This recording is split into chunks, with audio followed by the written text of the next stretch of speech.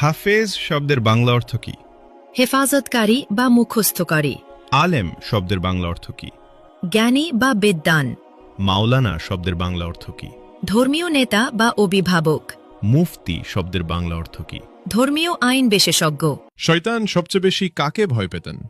হযরত উমর রাদিয়াল্লাহু। হাদিসে কাকে সর্বশ্রেষ্ঠ মানুষ বলা হয়েছে? যে কোরআন শেখে ও অন্যকে শেখায়।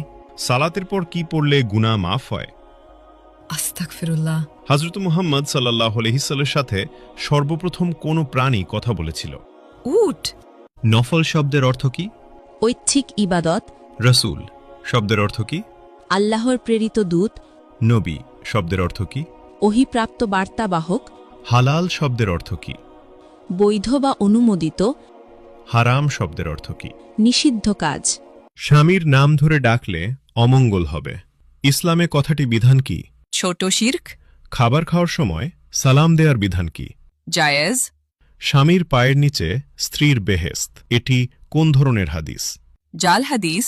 ইসলামে বিয়েতে উকিল বাপ রাখার বিধান কি? হারাম। হজরত শব্দের অর্থ কি? মহামান্য, সম্মানিত। মোহাম্মদ শব্দের অর্থ কি? প্রশংসনীয়। কিয়ামত শব্দের অর্থ কি? মহাবিচারের দিন। জন্ম শব্দের অর্থ কি? আগমন। মৃত্যু শব্দের অর্থ কি? সমাধি। জিন কিসের তৈরি? ধোয়াবিহীন আগুন। মানুষ কিসের তৈরি? মাটির। ফেরেশতাগণ কিসের তৈরি? নূর। পশু পাখি কিসের তৈরি? পানি ও মাটি। শয়তান কিসের তৈরি? ধোয়াবিহীন আগুন। মিকাইলের দায়িত্ব কি? রিজিক ও বৃষ্টি। ইসরাফিলের দায়িত্ব কি? সিঙ্গায় ফুক দেবেন। জিবরাইলের কাজ কি? ওহী পৌঁছানো। আজরাইলের দায়িত্ব কি? মৃত্যু দেওয়া। কিয়ামতের দিন সিঙ্গায় কয়বার ফুঁক দেওয়া হবে? 2 বার। হজরত সুলাইমান আলাইহিসসালামের কতজন সন্তান ছিল?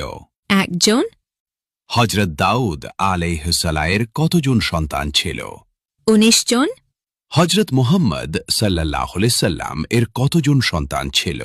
7 জন। 3 পুত্র 4 কন্যা। কোন নবী এখনো জীবিত আছেন? হযরত ঈসা আলাইহি ওয়াসাল্লাম। হজরত মুহাম্মদ সাল্লাল্লাহু আলাইহি ওয়াসাল্লামের নিজ হাতে তৈরি মসজিদ কোনটি? মসজিদুল কুবা। কোন নবী সবচেয়ে বেশি দিন জীবিত ছিলেন? হযরত আদম আলাইহি ওয়াসাল্লাম। পবিত্র কুরআনের প্রথম শব্দ কোনটি? ইকরা। কোন নবীর নাম আল্লাহ নিজেই রেখেছেন? হযরত ঈসা আলাইহি ওয়াসাল্লাম। হজরত মুহাম্মদ সাল্লাল্লাহু আলাইহি ওয়াসাল্লামের জন্ম কত খ্রিস্টাব্দে? 570 খ্রিস্টাব্দে।